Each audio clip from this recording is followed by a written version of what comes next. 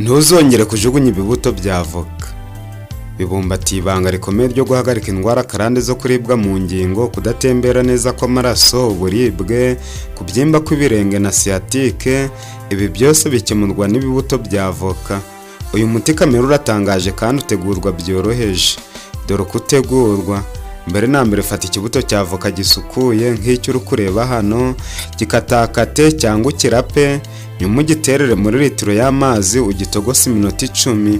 Nyuma y'iminota 10 uzimye umuriro, wongeremo ibiyiko 2 by'ifu ya romare yumye cyangwa mbisi, bireke bihore cyangwa biba akazuyaze.